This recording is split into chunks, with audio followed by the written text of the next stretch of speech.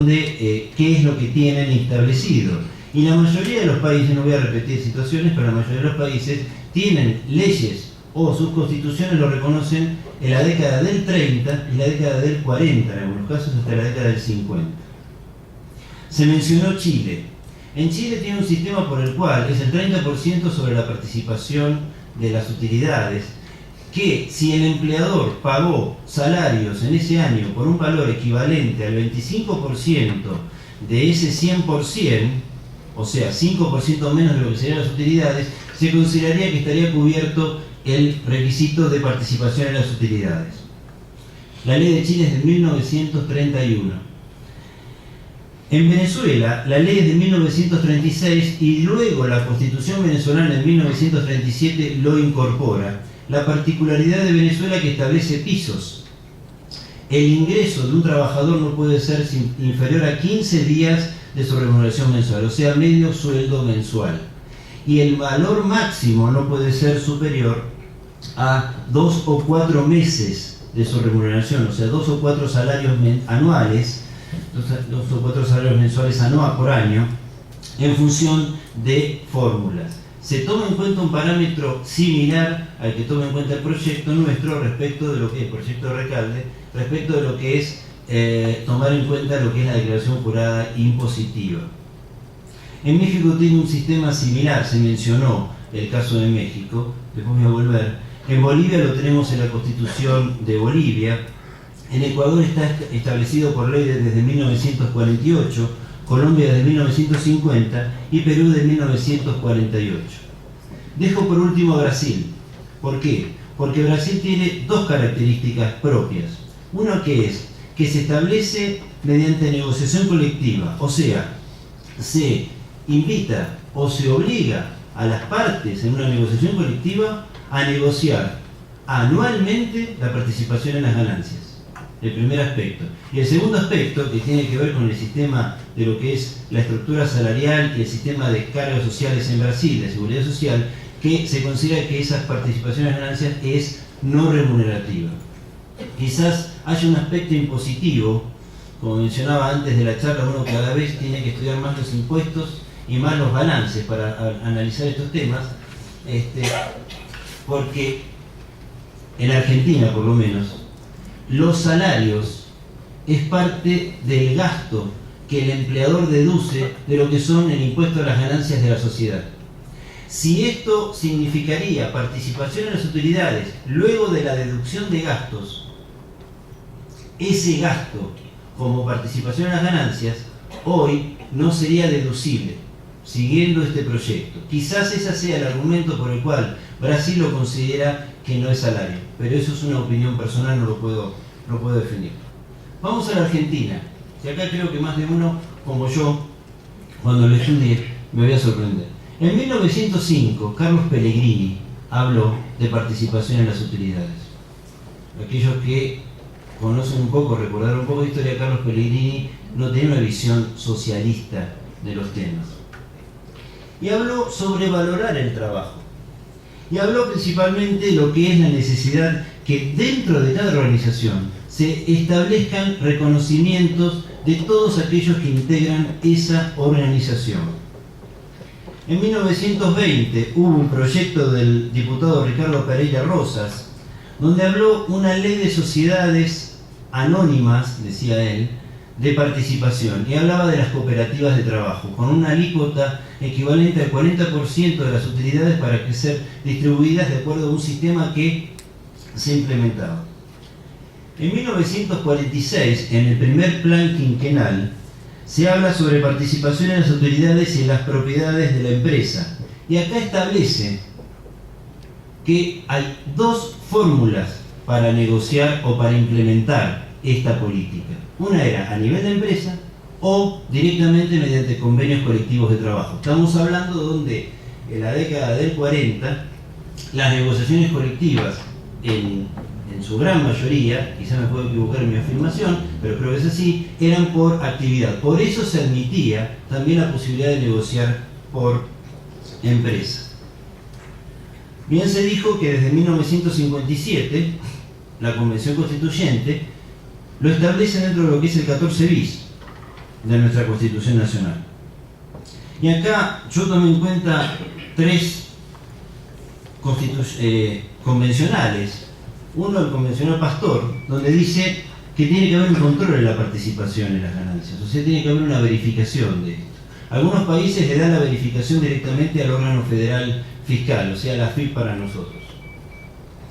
En este caso se crea una fórmula, una comisión, como bien se mencionó antes.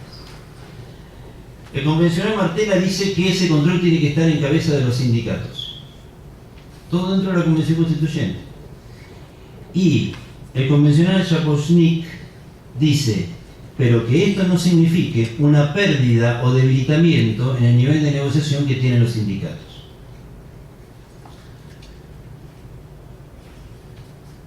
Una suerte de definiciones, entonces. ¿Se puede hablar de un sistema de participación en las ganancias? Sí. ¿Se tiene que hablar de un sistema de participación en las ganancias? Sí. ¿Podemos estar hablando de un sistema de participación en las ganancias en aquellas empresas que tienen un régimen de productividad? Creo que tenemos que cambiar. Porque la productividad es en función de la cantidad o volumen de servicio o producción que se hace en un establecimiento. La rentabilidad, que es la utilidad, es otra cosa. Si yo para usar un auto, para ensamblar un auto, necesito trabajar sábados y domingos y pagar con salarios con recargo, como corresponde, si el convenio lo establece de esa manera, voy a bajar la rentabilidad de esa unidad de producción, porque el costo de esa unidad es más caro. Pero si nosotros hablamos de productividad, ese trabajador, por hacer más autos, va a cobrar más. Y frente a esto, entonces, es necesario pensar cómo vamos a modificar sistemas hoy implementados con derechos adquiridos sobre productividad, con un artículo claro dentro de la Ley de Contrato de Trabajo donde no permite la renegociación a la baja de estas condiciones, donde de alguna manera puede repercutir en lo que es la utilidad, obviamente de los accionistas, pero sí también en función de este sistema. Frente a esto, y esto sí ya es una opinión personal, creo que el mejor sistema es el sistema por medio de la negociación colectiva, a nivel de empresa y a nivel de actividad si se puede establecer. Si es a nivel de empresa, también tendremos que analizar si la misma sociedad tiene los mismos establecimientos. Se mencionaba en esta mesa. Lo que puede llegar a haber establecimientos de una misma sociedad que tiene un establecimiento químico, que tiene un establecimiento de pintura, o que tiene un establecimiento vinculado con comercio. Y los hay. No les puedo dar nombres, pero los hay. Entonces, frente a esta realidad, la productividad de cada unidad es distinta. Y la productividad de la sociedad, obviamente, es una sumatoria, con restas y sumas, de esas 3 unidades de producción. Frente a eso, entonces, es necesario redefinir quiénes son los que tienen que negociar en esas utilidades y cómo se tiene que dar información y cómo se maneja la información. Respecto de quién pertenece esa utilidad, no hay duda, y comparto lo que se dijo en la mesa, respecto de que tienen que ser los trabajadores. Ahora bien, ¿qué creo que se necesita? Una conciencia general. Quizá a los 50 años, y no le estoy respondiendo al colega, pero quizá a los 50 años generó una inacción que es necesario empezar a funcionar, a moverla. Pero para esto es necesario probar y ver de qué manera se llega a resultados que seguramente no van a ser buenos, pero mejor que nada va a ser, para empezar a negociar, para empezar pero a sentarse con un compromiso claro de los actores sociales en lo que es la fórmula de utilidades. Porque cuando no se dan utilidades, todos los que han negociado inicialmente en ese año van a tener que dar explicaciones. Y eso significa un compromiso de todos los actores sociales en esto. Partiendo de la premisa, insisto, que la fórmula sea mediante una negociación colectiva. Es necesario cómo se va a manejar confidencialmente esta información. Porque Quizás las empresas tengan la posibilidad de brindar información a un sindicato sin problemas, pero no brindarle lo que puede llegar a ser una cámara empresaria donde hay competidores. Es necesario la administración, como dicen los españoles, de estas cosas, o sea, un análisis y seguimiento del funcionamiento para ver de qué manera, o por medio de una ley heterónoma, o por medio de las negociaciones que se van sucediendo, se va perfeccionando. Y, por último, la negociación significaría descentralización en este caso. Y de alguna manera, y esto no podemos saberlo, solamente ocurrió en México, según lo que dicen los mexicanos, bajó el nivel salarial en las negociaciones con motivo de que existía el sistema de distribución de utilidades o participación en las ganancias. Pero eso no lo sabemos si puede suceder lo mismo en Argentina. Muchas gracias.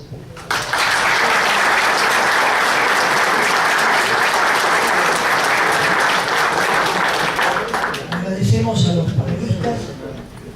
Doctor Aquino.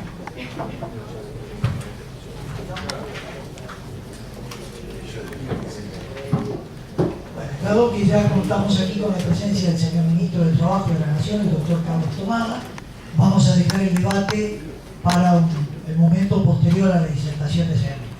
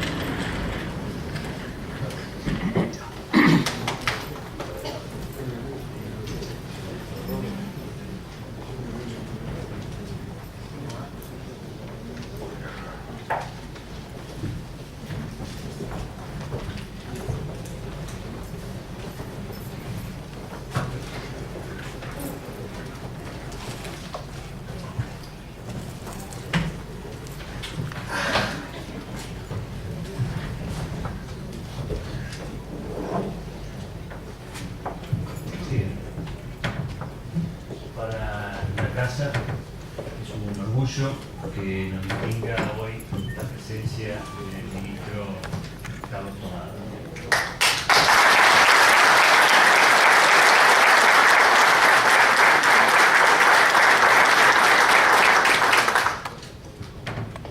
Algunas cosas que me sorprenden de este ministerio, y cuento una anécdota personal.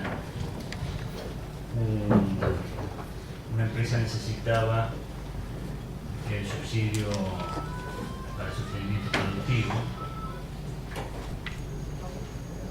y se rompían la cabeza para ver qué contacto podían tener para llegar al ministerio. El personal mandó un correo electrónico a la casilla que estaba prevista en la página del ministerio. Recibe una comunicación, la viceministerial nos recibe y nos fue otorgado el subsidio. La empresaria que había concurrido no cabía en su asombro. Y yo le decía que si había algún gesto democrático, si había alguna demostración de cómo se ejerce la democracia, esta era una de esas circunstancias. Lo raro es que esto, que podría ser una excepción, cuando hubo que renovar el subsidio, se dirigieron de la misma manera y fue recibida nuevamente por la doctora Rial y permitida la participación de ese subsidio en los vecinos. Lo que no sé es si le va a votar a Cristina de nuevo la prensa. Pero salió conmovida. Salió conmovida. No hay problema. Si queremos otro voto por otro lado. Realmente en lo que para nosotros es el derecho del trabajo, o el mundo del trabajo para todos nosotros, es en el mundo moderno el mundo de conflicto entre el capital y el trabajo.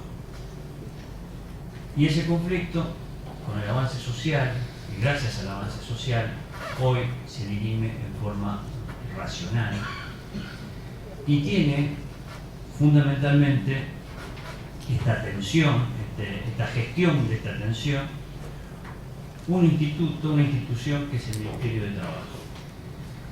Y ese Ministerio de Trabajo tiene lo que para nosotros, para el mundo del trabajo, podríamos llamar, que es conducido tal vez por el hombre de la década, que es el doctor Tomada. Realmente, contra todos los pronósticos, viniendo de una crisis de la cual no tenemos memoria, el doctor Tomada ha llevado adelante con éxito, si medimos el éxito, por la cantidad de conflictos resueltos, por la posibilidad de ir resolviendo la tensión que se genera por el reparto de la riqueza o del crecimiento, mejor dicho.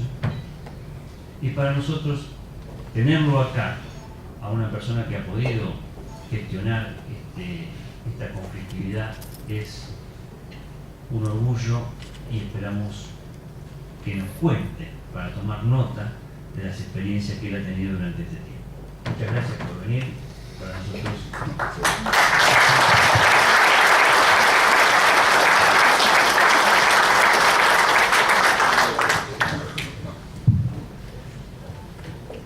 De haber sabido que me iban a recibir así con este comentario, hubiera venido más temprano. Bueno, muchas gracias a todos.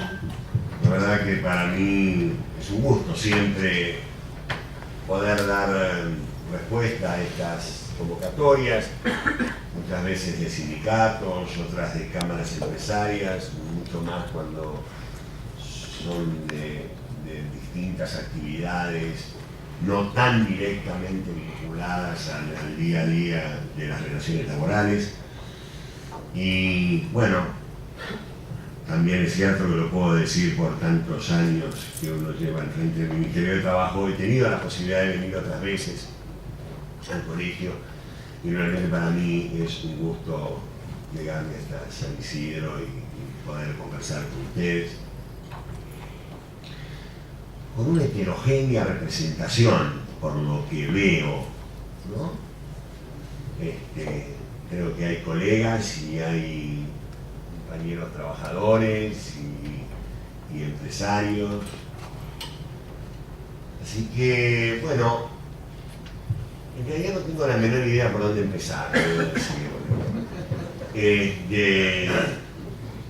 Vine todo el viaje hasta acá tratando de encontrar sobre todo el punto de interés que ustedes pudieran tener, porque yo creo que estas reuniones son útiles en 2 o 3 sentidos que me apresuro a señalar. Uno es la posibilidad de tener un debate, porque yo necesito, quiero, y me parece que también es mi obligación, usar, aprovechar estas reuniones para un intercambio, para entender y conocer más de cerca a lo mejor preocupaciones que ustedes tienen. Pero también para, yo creo como servidor público que soy,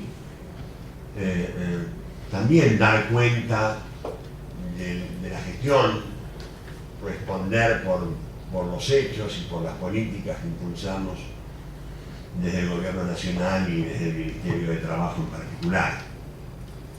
Entonces, en circunstancias como estas me debato si abrimos rápidamente un espacio a las preguntas o si yo hago alguna presentación. Voy a intentar hacer una presentación muy breve, de forma tal que también haya un espacio a las preguntas. Si a usted le parece que esto es la mejor forma.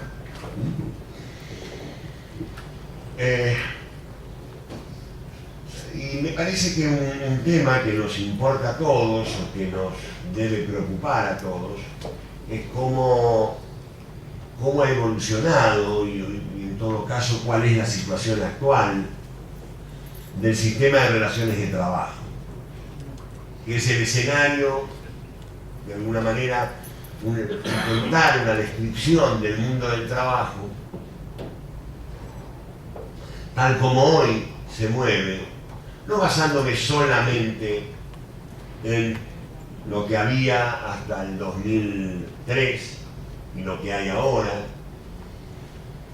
no tampoco en base a datos, que por supuesto algunos daré y que la verdad que uno está muy tentado muchas veces de aprovechar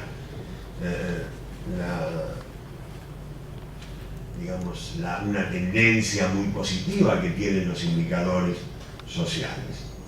Siempre entendiendo que yo voy a hablar, y estoy hablando, de un proceso, de una película, de algo que se está desarrollando, que se viene desarrollando y que no está inconcluso. Nadie, y lo advierto desde el comienzo, nadie piense que cuando uno, al calor de la conversación o de la charla, señala puntos importantes, destacados, evoluciones fuertes que ha habido, que ese comentario implica la idea de tarea cumplida, implica la postura de que ya hemos resuelto el problema, o una concepción de haber llegado a una meta. Nuestras metas están mucho más lejos, nuestra tarea está inconclusa y la deuda social que tenemos todavía tiene que ser pagada. Hay mucho tiempo, demasiada acumulación de tiempo donde los principales indicadores del mundo del trabajo sufrieron un constante retroceso. Revertirlos no es ni siquiera tarea de 7 años. Es una tarea en la que todos los argentinos y argentinas estamos empeñados hace ya un tiempo y los resultados empiezan a ser positivos y tenemos que fortalecer esa línea.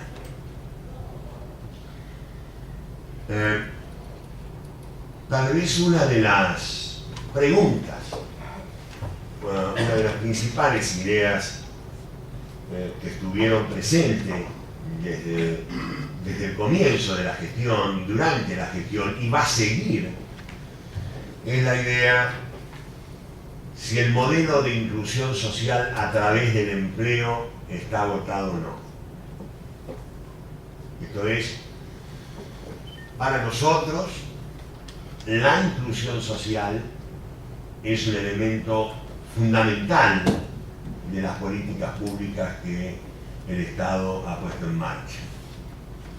Nosotros somos herederos de la crisis del 2001 y estaba claro que el país había dicho basta y que esta nueva etapa que la ciudadanía y el pueblo argentino había puesto en marcha requería fundamentalmente que la Argentina volviera a recuperar los niveles de inclusión social, de cohesión social que había tenido, sobre todo esto último, la cohesión social que había tenido durante muchos años. Para nosotros, el dato sustantivo era que había que iniciar un proceso de crecimiento económico, pero con un cambio sustantivo. Habíamos tenido una etapa de crecimiento económico, pero ese crecimiento económico había significado un permanente crecimiento de la exclusión. O sea, había habido crecimiento económico, pero en Argentina mantenía y aumentaba fuertemente la desocupación, el trabajo en negro, la exclusión. Y yo no me voy a detener, tal vez porque ya lo hemos dicho mucho, en cómo era la Argentina del 2003, pero lo cierto es que eso ha ido cambiando. Tanto que a veces muchos ya ni se acuerdan. Pero déjenme darles solamente un símbolo de lo que me parece que ejemplifica esto que quiero contar. Cuando nosotros llegamos al Ministerio de Trabajo, la tarea fundamental del Ministerio de Trabajo era la administración de planes sociales. Era la administración del plan jefes y jefas de hogar. Esa era la tarea a la que se abocaba el 80% de la estructura de un pequeño Ministerio de Trabajo como teníamos en ese tiempo. Yo no creo que haya mejor metáfora sobre a qué había llegado el trabajo cuando decimos que esa era la tarea principal del Ministerio de Trabajo. Bueno, esa historia pasó. Por un lado, la promoción del empleo, la generación de empleo, y por otro lado, el aumento de la protección social, fueron las dos vías, la protección social y la generación de empleo, fueron las dos vías fundamentales que este gobierno instaló para combatir la pobreza y promover la inclusión social. Este proceso de transformación de la estructura ocupacional, de las relaciones laborales, que día a día fue transformándose e instalándose, hoy nos da algunos rasgos característicos que me gustaría compartir con ustedes. El primero de ellos, digamos, los tres grandes rasgos, es por un lado que se ha ido consolidando una serie de institutos laborales, es decir, salimos de la idea del puro mercado, de la idea de que todo se regula, el mercado es el mejor asignador de recursos, que todo funciona bien y el mercado se encarga de resolver todo, y por lo tanto se destruyeron o se derogaron o se anularon una serie de derechos laborales, a una idea más vinculada con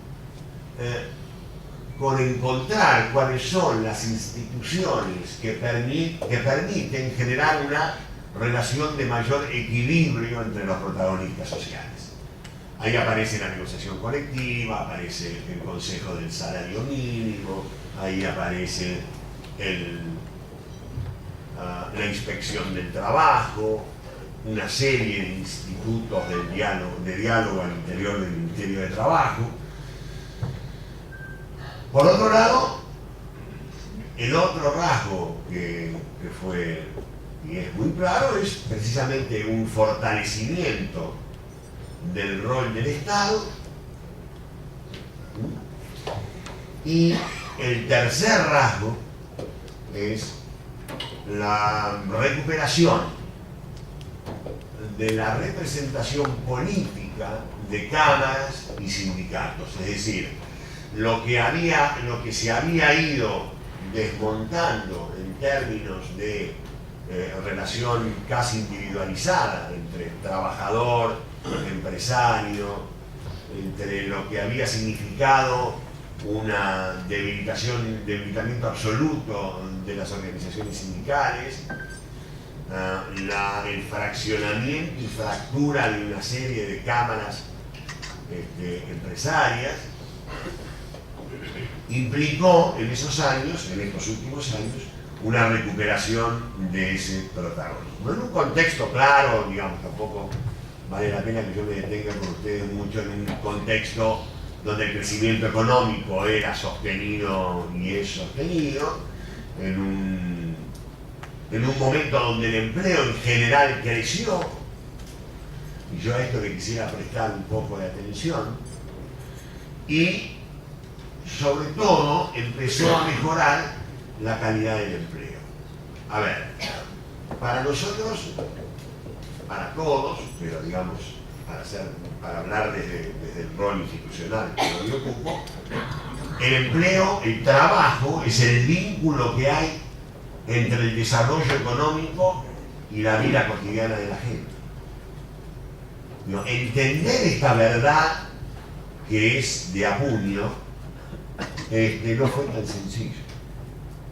Pero digamos, si la pregunta es si no es el trabajo, ¿qué? Y nosotros estamos convencidos que la Argentina es un país en el cual el pleno empleo es posible. Y la Argentina es un país que en los últimos años la disminución de la pobreza ha sido en un 60% por razones vinculadas al trabajo. Es decir, la salida de familias de situación de la pobreza ha sido en más de un 60% con motivo o en razón de la aparición del trabajo en esa familia. El otro tiene que ver con la protección social. Yo quiero insistir con esto, porque cuando hoy veo una suerte de activismo dirigido a presentar escenarios donde parecería que en realidad los indicadores sociales se han deteriorado, no mejorado, llama mucho la atención que no se registre que hemos pasado de un 23% a un 8% en materia de desocupación, que hemos pasado de un 50% de trabajo en negro a un 35% de trabajo en negro, que no se tenga en cuenta que la generación de empleo es la más alta que ha tenido la Argentina contemporánea, que no se tome nota que hemos pasado de 2,5 millones de trabajadores comprendidos en convenio colectivo a casi 6 millones de trabajadores comprendidos en la actualización periódica de los convenios colectivos, o que no se perciba que durante las décadas anteriores se creaba anualmente un promedio de 100, 120.000 puestos registrados, y en estos 7 años de gestión se ha creado un promedio de 500.000 puestos de trabajo en forma anual. Pero bueno, son datos, nada más que datos. En realidad lo que uno percibe cotidianamente es que la Argentina está en otro estadio de su situación social. Está en otro estadio. Y yo por ahora no me voy a detener en ese tema.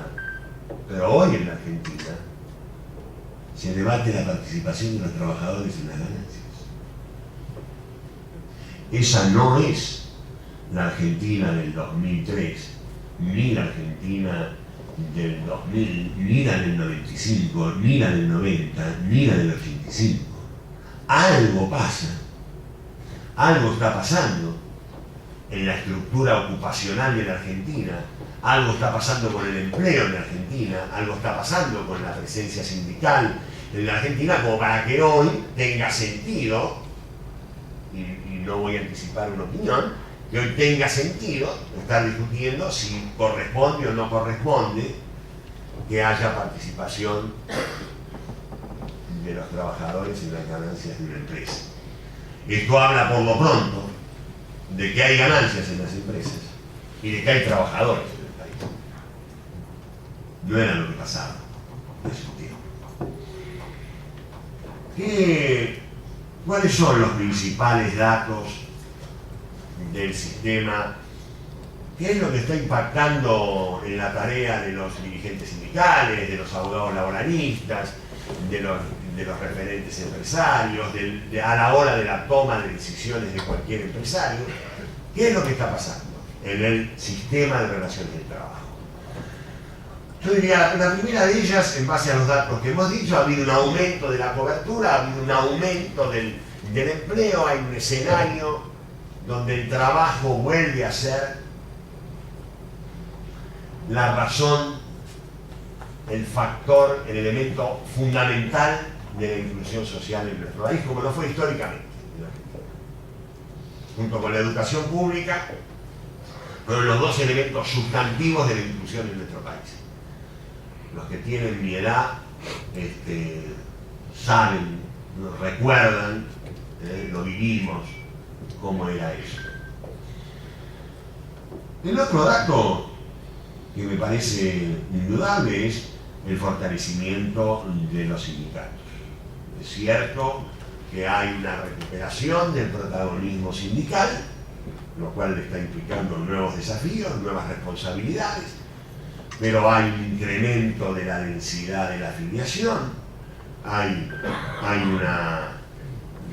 un aumento, obviamente, muy fuerte de los asalariados registrados, y esto naturalmente hace emerger una mayor un mayor protagonismo sindical, lo cual a su vez nos remite a la necesaria consolidación del régimen de negociación colectiva, porque nadie podía imaginar, la Presidenta de la Nación muchas veces ha dicho que en realidad no es que había desaparecido, se había debilitado la negociación colectiva, se había casi desaparecido la acción sindical. En realidad lo que había desaparecido era el trabajo.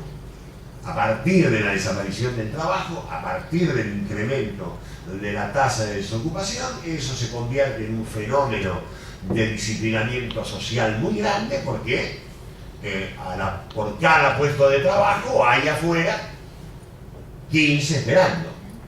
Entonces, esto forzosamente lleva a que los sindicatos se debiliten, no puedan ser interlocutores a la altura de lo que es el poder empleador, y eso hace desaparecer a todas las instituciones laborales. Apenas si quedan algunas del derecho individual, fue lo que pasó en la Argentina, y por lo tanto había que impulsar reformas laborales sobre el derecho individual para también afectar y bajar esos niveles de protección social. Que en aquel momento, el argumento en aquel momento era que eso permitía que hubiera un mayor ingreso al empleo registrado. En realidad lo que ocurrió es que se bajaron todas las restricciones, todas las regulaciones, y el empleo en negro creció sin límite. Sin límite.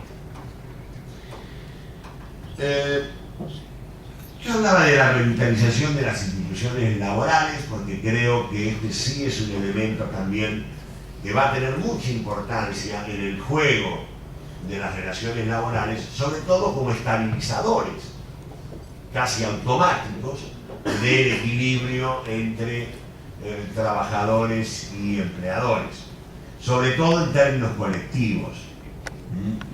Términos individuales son otros por ahí los estabilizadores. Tal vez una justicia laboral más activa y más ejecutiva pudiera ser uno de esos elementos. Pero bueno, las instituciones laborales que se pusieron en marcha, lo dije antes, el Consejo del Salario, con la representación de todas las cámaras empresarias, las más importantes y referentes, la UIA, CAME, la Cámara de Comercio, la Cámara de Construcción, las entidades patronales rurales, la pequeña empresa, en fin, todas estas instituciones, y del lado de los trabajadores, prioritariamente, mayoritariamente, como corresponde la CGT, pero también la CTA, con representación en el funcionamiento del Consejo del Empleo y del Salario. Ni qué decir de la Inspección del Trabajo, que yo creo que es una de las instituciones más importantes que se han recuperado en nuestro país, con todo lo que en ese terreno falta hacer, pero el control y la fiscalización del cumplimiento de las normas laborales, algo que había desaparecido también de nuestro país. Cuando yo llegué al Ministerio del Trabajo tenía 22 inspectores, no me alcanzaba ni siquiera para inspeccionar una provincia por inspector. Hoy hay más de 450 inspectores, y esto tengo para mí y para otros muchos que el avance del control y la fiscalización ha sido uno de los elementos importantes que nos ha permitido empezar a hacer retroceder el empleo en negro, que como ustedes saben, cada paso que se da en dirección a la mejora del empleo registrado, del trabajo registrado, es también un avance en el fortalecimiento del sistema de seguridad social. Valga acá otro comentario sobre lo que ha significado otro de los ejes fundamentales de la gestión de este gobierno, que es la construcción de un piso de protección social. Por un lado, un fuerte incremento en los primeros años del mínimo jubilatorio, que ha tenido un incremento del 600%. Por otro lado, la ampliación de la cobertura de los mayores de 65 años, que ha permitido que hoy el 95-96% de los mayores de 65 años tengan acceso a una pensión y a una jubilación, y en el otro extremo del arco etario, los niños hasta 18 años, donde llegamos nosotros al gobierno, alcanzaban algún beneficio el 32% de los niños, a través de las asignaciones familiares de los trabajadores activos. ¿Qué pasó ahí a partir de ahí? A partir del crecimiento del empleo registrado, se incrementó notablemente la cantidad de niños que reciben asignaciones familiares. Y finalmente, con la puesta en marcha de la asignación universal, pasamos de un 32% de cobertura a un 87% de cobertura de todos los niños y jóvenes entre 18 y 0 años. Ese piso de protección social es el otro elemento sustantivo que va de ahora en más ser un elemento que tendremos que tener en cuenta a la hora de ver cómo es el proceso de inclusión social en nuestro país y qué consistencia va a alcanzar hacia adelante, cómo preservamos, cómo protegemos y ampliamos ese piso de manera tal que ningún argentino ni ninguna argentina pueda quedar afuera, desprotegido de ese piso de protección social. Pocas reflexiones más. Creo que el otro elemento importante que ha contribuido a la paz social ha sido, yo diría, una administración del conflicto. Yo utilizo esta palabra a propósito del conflicto laboral, porque nosotros estamos convencidos que el conflicto no es un elemento extraño ni patológico que hay que reprimir ni sacar de la sociedad, sino que sobre todo en el campo laboral, y más aún cuando hay una puja distributiva, es decir, cuando hay una confrontación por la mejora de la forma como se distribuye el ingreso en nuestro país, lo importante es encontrar mecanismos que contengan el conflicto. Contener no es la mejor expresión, como no lo es reprimir el conflicto, pero sí administrar el conflicto de manera tal que sus efectos sean lo más atenuados posibles para el conjunto de los ciudadanos, para la producción y para el trabajo. Bueno, esto ha tenido sus idas y vueltas. Yo agradezco por supuesto el comentario que se formuló al comienzo de mi intervención, pero creo que es una tarea en la que ha habido, contrariamente a lo que se presenta muchas veces, una importante responsabilidad, tanto de empleadores como de dirigentes sindicales. A veces emerge muy notablemente, no puede ser de otra manera, porque muchas veces los bienes afectados son el derecho del conjunto de los usuarios, y entonces es razonable que tomen un fuerte impacto mediático, pero en otros casos emergen por cualquier otra razón conflictos de empresa, puntuales, vinculados con una actividad, con una empresa, y no hemos tenido enormes conflictos de actividad, me refiero en el sector privado.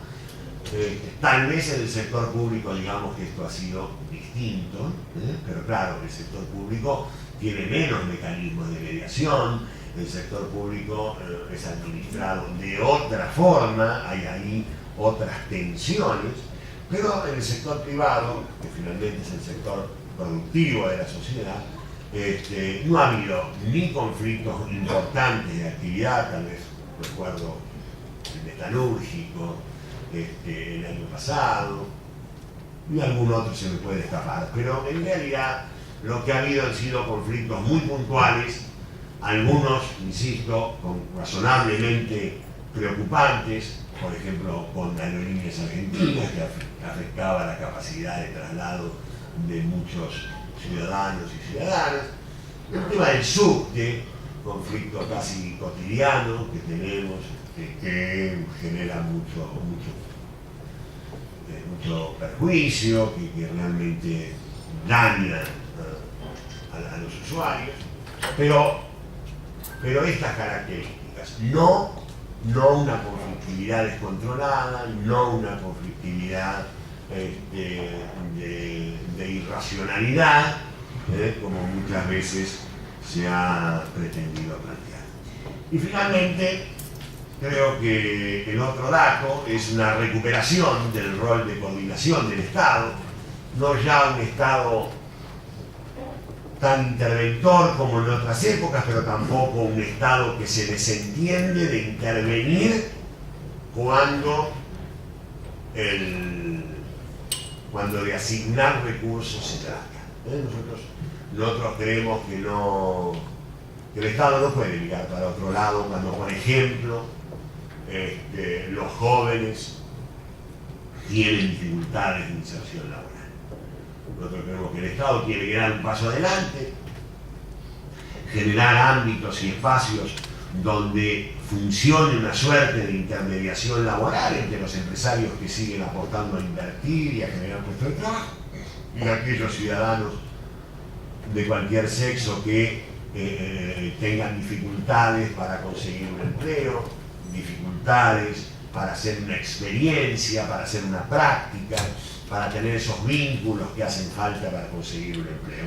Creemos, y por eso hemos creado por primera vez en Argentina una red de servicios públicos de empleo, unas oficinas de empleo que funcionan casi 300, que se ha ido creando, ¿no?, lentamente en estos años, en casi 320 municipios, y que tienen esta competencia muy propia de casi todos los países desarrollados, incluso de países de la región de América, que tienen en funcionamiento estas oficinas de empleo, ¿no? Ustedes seguramente habrán visto cuando aparecen ahora las fotos sobre el enorme daño que ha causado la crisis internacional en el empleo de Estados Unidos o en el empleo de España. En general, las fotos que aparecen en los diarios es con el trasfondo de esta institución, que son las oficinas de empleo, que en realidad actúan como una especie de puente entre los que generan empleo y los que buscan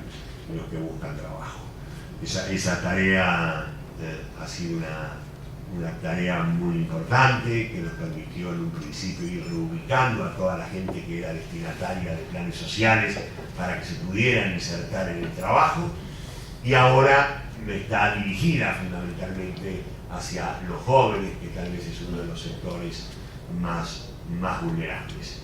No quiero terminar esta parte de mi intervención señalando, aunque más no sea como homenaje a estar en el Colegio de Abogados, nosotros con respecto a la cuestión de la legislación laboral, que es un tema muchas veces motivo de importantes debates, hemos tenido dos etapas. Una primera etapa donde nuestra preocupación no era tener una idea reformista de las relaciones laborales y de la legislación.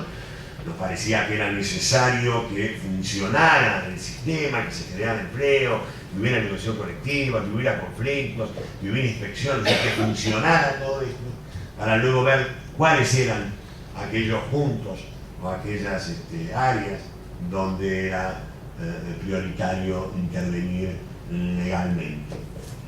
Yo no soy de los que cree que la legislación cambia las realidades, sino que creo que en las realidades los colectivos van indicando cuáles son las necesidades o las prioridades de regulación. Nosotros hemos iniciado, en cambio, en este último tiempo, un avance en materia legislativa, dirigida, y estoy hablando del Poder Ejecutivo Nacional, dirigida a trabajar sobre colectivos que están con menos derechos que el resto de los trabajadores. Nosotros no encontramos ninguna razón que la pueda haber habido en algún tiempo, pero no comparto en absoluto que se deban mantener situaciones de inferioridad en cuanto al acceso a derechos, por ejemplo, a las trabajadoras de casas particulares, a los trabajadores del campo, a los trabajadores, a los llamados trabajadores a domicilio, y ahora próximamente al teletrabajo. Es decir, nosotros vamos a trabajar, hemos enviado al Parlamento proyectos de ley que esperamos que el Parlamento trate alrededor de la protección a estos colectivos. Nosotros creemos que la generación de derechos, la extensión de derechos es uno de los activos más importantes que nuestro país debe tener. Siempre fuimos un país donde la mayoría, la inmensa mayoría de los ciudadanos, sobre todo a partir del 45, los derechos eran extendidos, los derechos eran para todos, para todas. Recordemos cuando se sancionan los derechos de los trabajadores, cuando se sancionan los derechos de la ancianidad, los derechos de la niñez. O sea, la idea de recuperar derechos para nosotros, adaptado a los tiempos, es una tarea en la que tampoco hemos de bajar los brazos. Sabemos, y con esto concluyo, sabemos todo lo que falta, sabemos que hay problemas en el mercado de trabajo, sabemos que hay mucho para hacer en materia de condiciones de trabajo, sabemos que existen jóvenes precarios, más que sin trabajo, jóvenes con trabajo precarios, en negro, con condiciones de mucha